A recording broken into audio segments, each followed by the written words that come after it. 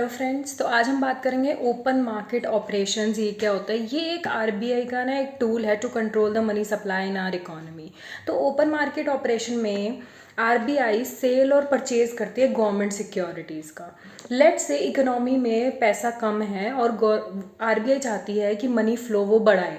तो इस केस में आरबीआई क्या करेगी? आरबीआई जो बैंक्स के पास गवर्नमेंट सिक्योरिटीज़ है ना, उसको बाय कर लेगी। जब हम कुछ चीज़ खरीदते हैं तो हम उसके रिटर्न में हम पैसा देते हैं। तो आरबीआई जब सिक्योरिटीज़ को बैंकों से खरीदेगी, उसके रिटर्न में वो बैंकों को पैसा देगी और वो बैंक्स आगे फर्दर लेंडिंग करेंगे, जिसकी वजह से मनी सप्लाई इंक्रीज हो जाएगी।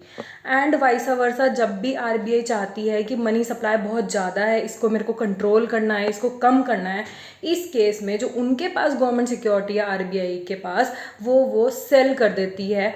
जब वो सेल करेगी सिक्योरिटीज़ को, तो बैंक सेक्टर को, बैंकिंग में कमर्शियल बैंक्स को पैसा आरबीआई के को देना पड़ेगा, जिससे वो लेंडिंग कम कर पाएगी और मनी सप्लाई कम हो जाएगा।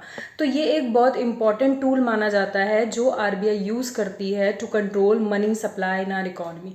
देयर आर वेरियस अदर आपके कह सकते हो आप मॉनेटरी पॉलिसी इंस्ट्रूमेंट्स होते हैं, जैसे CRR cash reserve ratio, SLR statutory liquidity ratio, repo rate, reverse repo rate, open market operation. So ये सारे ऐसे टूल हैं जिसके थ्रू आरबीआई मनी सप्लाई को कंट्रोल करती है as per their requirement. Let's say recession है, मनी सप्लाई कम है, तो वो कैसे इंक्रीज कर सकती है? बाय कर लेगी गवर्नमेंट सिक्योरिटीज़ को। अगर इन्फ्लेशन जैसे सिचुएशन है, उन्हें मनी सप्लाई को कम करना है, तो आरबीआई क्या करेगी?